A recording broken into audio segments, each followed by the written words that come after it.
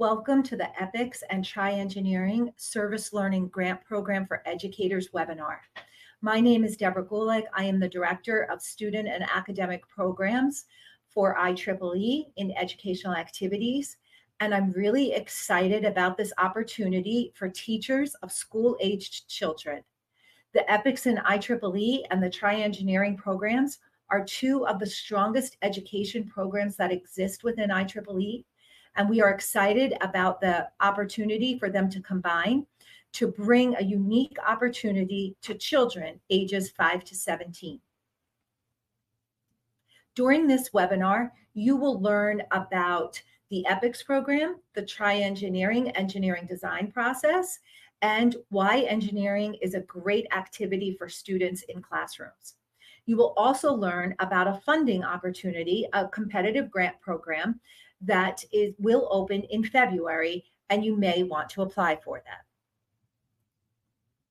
So what we will do today is we will explain the grant process, and through that process, you'll learn a little bit more about service learning and about the engineering design process and brainstorming solutions through our description of the project timeline.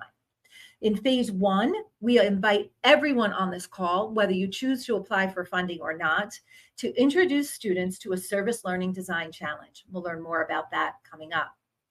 If you are able to do that, you may want to apply for funding.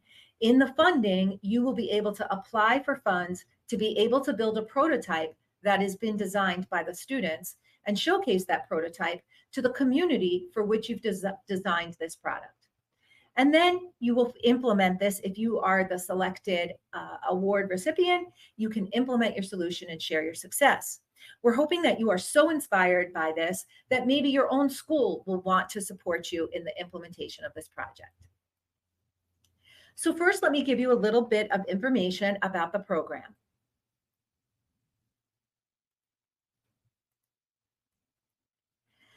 The program invites you to implement a project-based service learning project into your classroom. That is a classroom of students ages 5 through 17, any age between 5 and 17. And we invite those students to consider themselves as change makers, to think about a problem that is presented to their community, could be their local school or their local classroom, and how engineering can solve that problem by really thinking about the people it matters most to.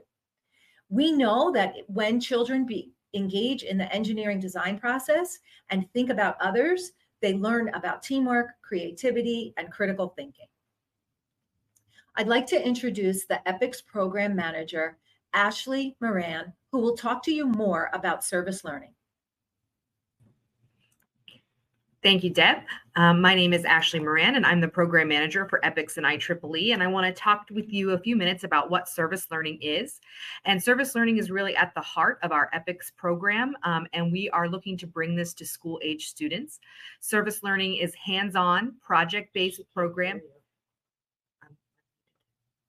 Oh, it might be an audio issue. I don't know if anyone can let me know if you hear me.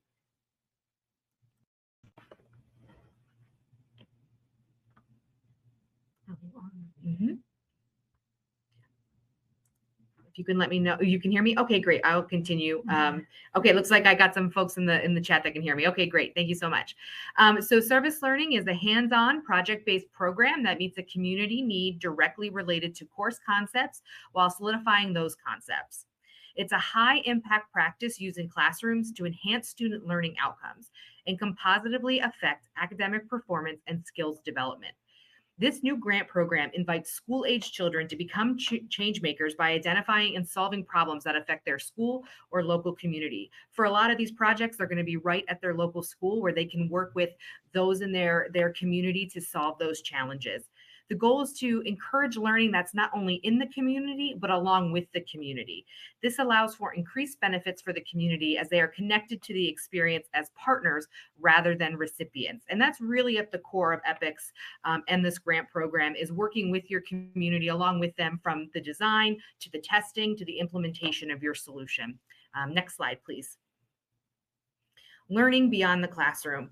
The idea of this grant program is to move students beyond the classroom and help them become active participants in their learning while developing civic knowledge and skills. This differs from traditional volunteering because it has specific learning objectives tied to a course and includes structured reflection on the experience to deepen understanding and personal growth.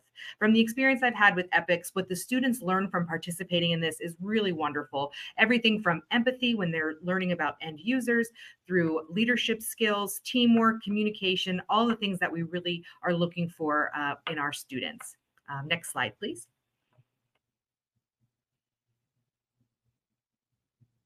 The skills the students will learn and apply through this grant program. Problem identification and research, learn how to observe, ask questions, and investigate real-world challenges in their environment. And we're going to talk about this more throughout our presentation today. Critical thinking and design, apply logic and creativity to develop practical, user-centered solutions. Engineering and prototyping, gaining hands-on experience, building physical models using everyday materials and tools. With the funding that we provide through this grant program, it really gives the students that hands-on experience with actually being able to create something that can be used in their school or in their local community. Teamwork and collaboration, working in groups to share ideas, divide tasks, and support one another throughout the design process. And this is one of the biggest things that we see students taking away from is this teamwork, this collaboration that they don't typically get in some of their STEM or math or science classes that they have currently. They're also going to learn communication and public speaking. They're going to be presenting these ideas clearly and confidently to the audience during their final pitch. They're going to be hopefully working with teachers or other students within their school and learning how to communicate with them to solve these challenges together. And finally, they're going to be learning empathy and community awareness. They understand the needs of others and design solutions that make a meaningful impact. And this is so critical and really what puts these types of experiences apart. And with that, I'm going to turn it back over to Deb. Thank you, Ashley. And thank you for that great explanation about service learning and about all the benefits to students. So let's talk a little bit about how to get something started. So we, again, want to reiterate that all students benefit from engaging in service learning. And what we recommend that you do if you're interested in implementing a project like this in your classroom is bring together a group of students to consider what challenges are facing our classroom, our school, our local community, and how might we solve them to make the world a better place. In a few minutes, you'll hear from Donna Schultz, our Senior STEM Outreach Manager for TryEngineering, who will share with you a couple of slides from an extensive toolkit that you can use in your classroom. It's a classroom-ready slide deck, which includes some videos and resources that you would be able to use with your students. You might involve students from a class, let's say a 6th grade science class happens to be in an engineering unit, or an after-school robotics club that maybe is not working on robotics right now, or a group of 9th graders in an introductory engineering class that really needs a purpose for all of their learning. All of those groups of students would be great for this kind of project. And we asked the students, what kind of problem do we have, and how might we, as a group of students, be able to solve this problem? This is where the service learning that Ashley talked about comes in. We're going to brainstorm the solution and find out what we could do to make the world a better place for the people that it's affecting. Once you get your students together to have identified a problem that they think they can solve with engineering, then they address the design challenge. They think about what is the problem, how will it make our world better, whether it's the classroom or the school, and what might we do? Now, it's really important for this project, and we would encourage you for as many projects as possible when you're working with people ages 5 to 17, to let the students work in teams to figure out what might work. Students are really creative, and we want them to really think about how this might be better. We'll give you some examples in a few seconds. So the design challenge, for the purpose of the application of this grant funding, it must be a local focus. So the problem must be related to something that is impacting the classroom, the school, or the local community. It must be led by the students. This can't be a project that a faculty member is trying to solve or that university students are trying to solve. Rather, it must come from the students ages 5 through 17, and it must be collaborative. This project, to apply for grant funding, this isn't a one-person idea or a one-person solution that they might do at home, but rather something that students work together on in order to design their prototype and address the problem. Here are some examples.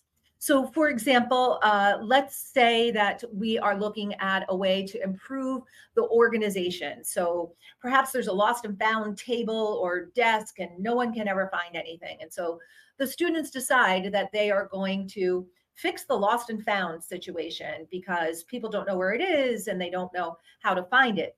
So you need a partner here who is going to be able to explain the problem.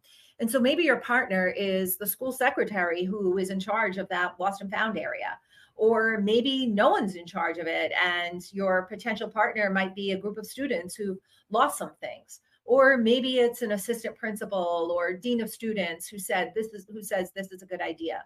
So that would be your partner, and they could really provide data. They could provide you pathways as students come up with possible solutions. And the students then ask themselves, and Donna will explain this a little bit more, how might we, whatever it might be, address the lost and found issue? It could be anything from buying boxes, creating space. I don't know what it will be. And that's the point. The students generate those possible solutions. Maybe your problem is a crowded hallway. How are we going to get students to move through the hallway better? Maybe students right in your classroom have real struggles with this. They're always late to class and have real ideas about solutions. Really, really interesting things can come from that. It might be related to the school environment. Maybe you have a classroom that is very, very noisy. It might have something to do with the materials in the room. It might have to do with the number of students in the room. I don't know what it might be. So your potential partner might be the teacher who says, yes, this is definitely a problem. It might be the custodial staff, or it might be students who just want to brainstorm how they might be able to create a quiet space when it's needed in their classroom. So one possible solution might be, and we showed you a little idea here, might be that they come up with a way to have panels there that are removable that students can use really easily. Maybe you have poor air quality. So maybe the classroom is dusty in the winter. And so your potential partner might be the school nurse who can provide data about increase in breathing or respiratory issues, and why it might be so important for some of the students. And maybe the custodial staff might have some ideas about some solutions they could have. And then the students will come up with how might we address certain particular areas and work with these partners in order to be able to find a solution, a feasible solution. Students are very motivated by sustainability and waste reduction. We've seen a lot of good projects in this area at every level. And so perhaps students are not happy with the amount of plastic that they're reducing. We've seen elementary students revamp their school's policy on the use of plastic forks and spoons in their cafeterias. Maybe your students have some ideas about that. And so their potential partner, again, might be the teacher, might be the principal, might be the cafeteria. It could be anything.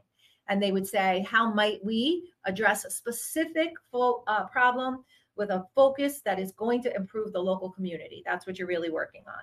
In service to someone else, where you really show that you care about the people who are around you. So those are just some examples. And of course, there's many more. After you've done this part of the project and you've brainstormed a solution, we're going to encourage you to apply for funding. The funding can be up to $2,000 in order to support the materials that you would need to implement that solution and showcase this to your school community. Maybe your principal, maybe teachers, maybe a classroom, maybe your board of education, maybe parents. I don't know what it might be. So that's what the funding's for. The materials for the engineering prototype, the engineered prototype, and for the showcase. So let's look a little bit more. Here's the timeline. The phase one, teaching the students about engaging the students in the brainstorming of the solution, identifying the problem and brainstorming the solution. That's December and January, because our funding application is due in February. So this won't work for everyone because not everyone has full control over their schedule, but it might work for many of you, and we're looking forward to seeing as many applications as possible. Once we select the awards that will be given, then we will give you some support in implementing that solution, and you'll provide to us pictures, videos, and a report that shows whether the solution worked. The prototype doesn't have to work. What has to work is that the students identified the problem, identified the solution, built a prototype, and iterated on that prototype to maybe get a better response. And that's what we're really hoping that they learn and see themselves as future engineers and change makers. Let me introduce you to my colleague, Donna Schultz, the Senior STEM Outreach Manager, who will tell you a little bit about the engineering toolkit that we have provided for everyone who wants to participate in this project. Thank you, Donna. Thank you, Debbie. So I'm Donna Schultz, Senior STEM Education Manager, and I'm excited to tell you about this phase of the program. So phase 1 of the program is dedicated to introducing your students to the core concepts of service learning and the engineering design process. The toolkit is your best friend during this phase. You will use it to pitch the program to your school leaders, and then most importantly, to introduce the challenge to your students. Guide them through the identifying problem, defining one specific problem to solve, and then brainstorming initial solutions. And as you work with your students, be sure to document everything. Take photos and videos of the work.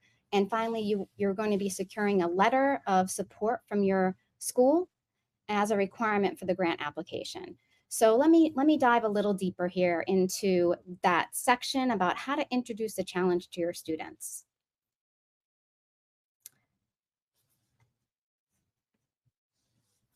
So the toolkit will provide everything that you need. And this particular part of identifying the problem, it steps you through. The toolkit provides every step of the process. And this journey really begins with identifying a real world problem.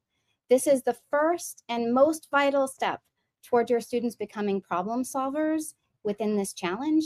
We start by grounding their work in reality in their own world. You want to encourage your students to be really keen observers.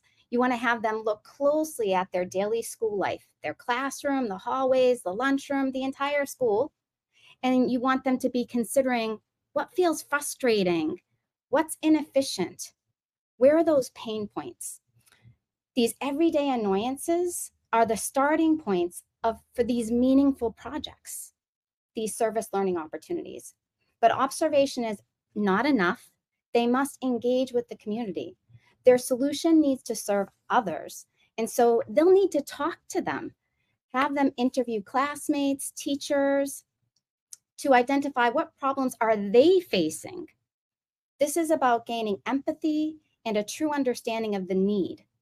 And to validate their ideas, we encourage them to conduct surveys, to gather data from the broader school and the community to ensure that they're working on the most relevant, authentic challenge possible.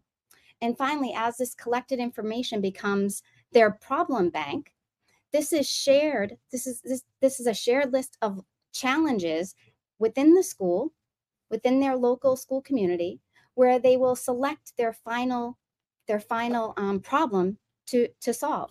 And the process guarantees that their project is rooted in a real problem. That's the whole point, a real world problem. Let's talk about the next step. So once the problem is actually identified, we need to reframe it into a design challenge using a how might we statement that Debbie was mentioning in the earlier. And these how might we statements help shift the focus from the problem to the possibility of a solution. This is a reframing. This reframing is key to defining the scale and scope of the project, ensuring the resulting design challenge is specific and attainable for that student team.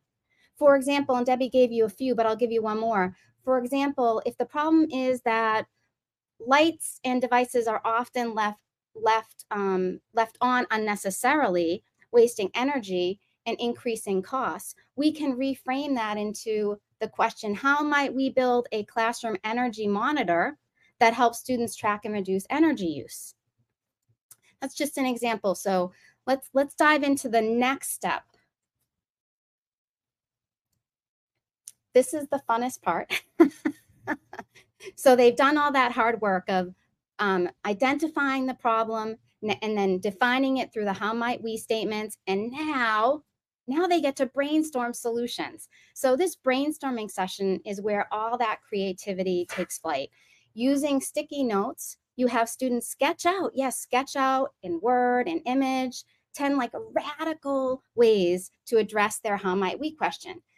This, the key here is to go for volume, and this is the time for idea generation, not for judgment.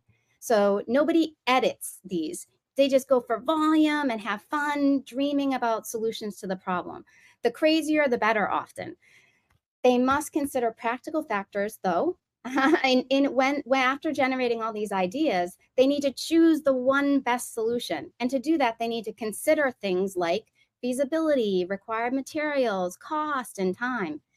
And they can actually create, and the biggest thing is, can they actually create the prototype? Because that's one of the requirements. They have to build the solution and then implement it. So you want to ensure that they understand the criteria and constraints before making that final decision on the best solution.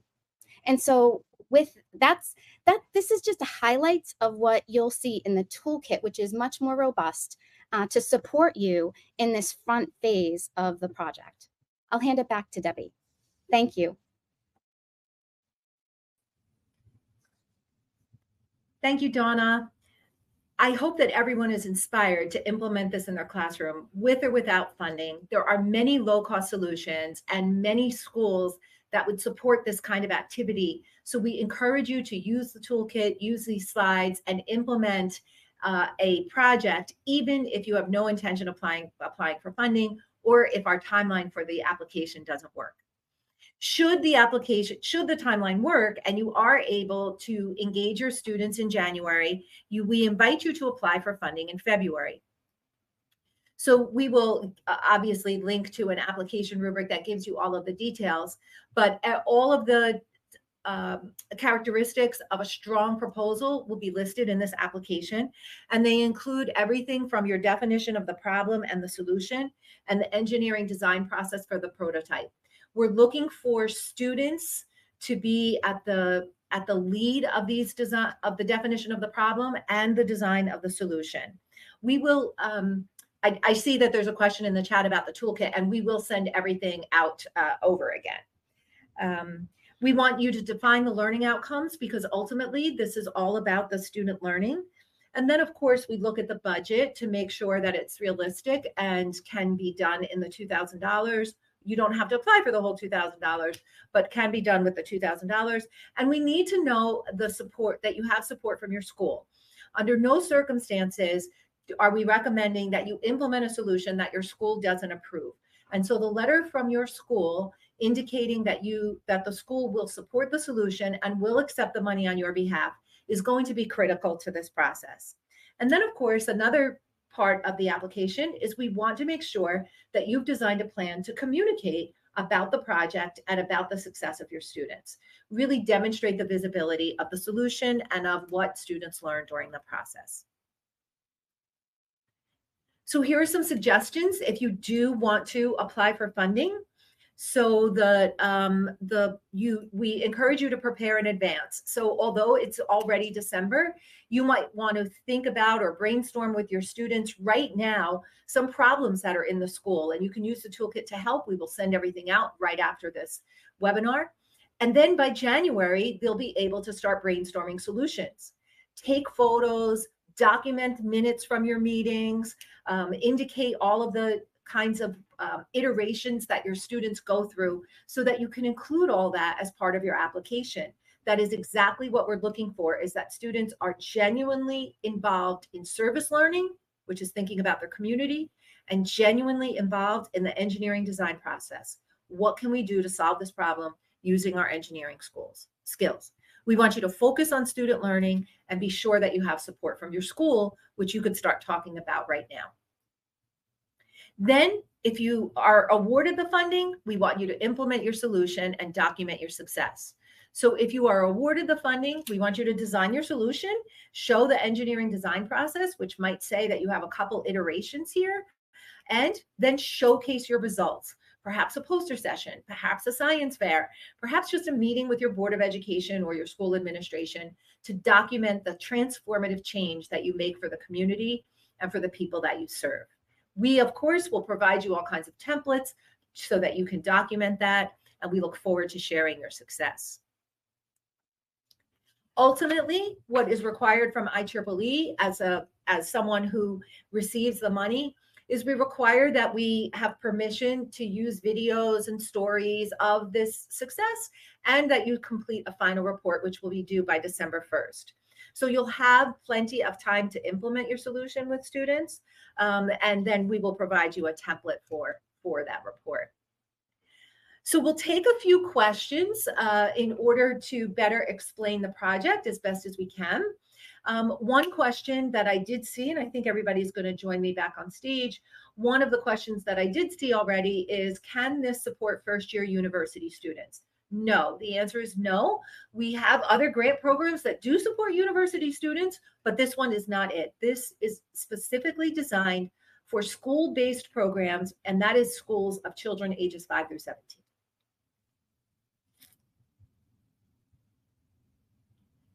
There's another question about, do you have to be part of a school, or can you be running your nonprofit STEM program? So you can, there is a possibility that you can be part of a nonprofit program if you are in collaboration with a school, if you work in a university, if you collaborate with the school. But it's really all about serving the local community, and that the brainstorming, the identification of the problem and the brainstorming of the solution must come from the children. Ashley or Donna, did you want to add anything there?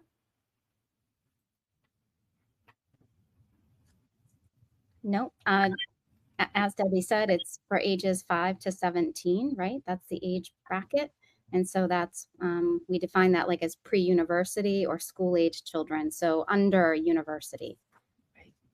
The school teacher does not need to be an IEEE member. In fact, we are intentionally reaching out to teachers, STEM teachers, science teachers, teachers who just want to engage students in what service learning is about and how to make the world a better place through engineering.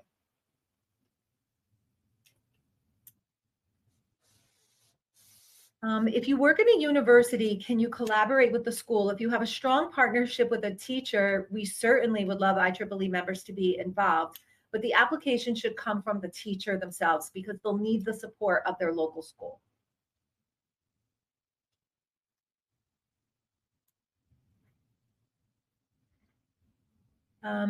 There are other grant programs like EPICS and IEEE, the TryEngineering STEM grant program, which is open right now. And you can find those on our websites. We'll include, thank you, Ashley. We'll include the websites for everything in our follow-up email.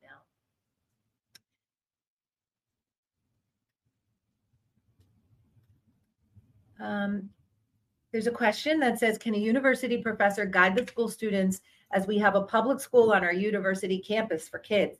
That's amazing. And so if there is a public school on a university campus and the university professor wants to be involved, I would say probably, but the support has to come from the school that is providing instruction to the children ages 5 through 17, not from the university.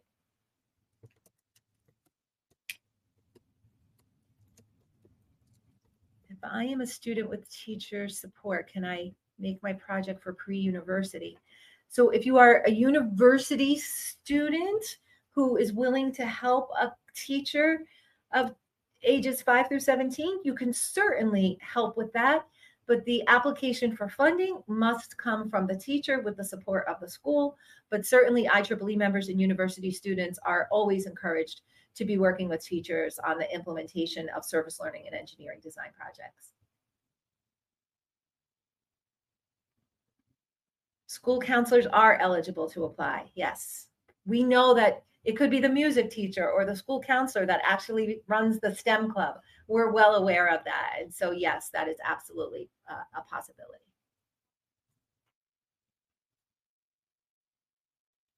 Ashley, Donna, did you have anything to add? Thank you both for putting the other grant programs in the chat. No, nothing to add. If you have questions about the other grant programs, please let us know. You can either email the email you have on the screen there. If you are from a university and I think that EPICS might be a better path, I'll put my email in here as well. But I think we covered that we really want this to be for the school age students, but we have lots of other opportunities as well. Yeah, if you have any questions around this particular grant opportunity and you're an educator, we'd be happy to answer any follow-up questions via that email. And we look forward to seeing some applications. We hope if you have any questions at all, we're here to help you. And we're super excited about this project. It is beautiful to have school-age children solving real problems in their school. I cannot wait to see what you all come up with. Thank you, everyone. Thanks for joining us. Thank you.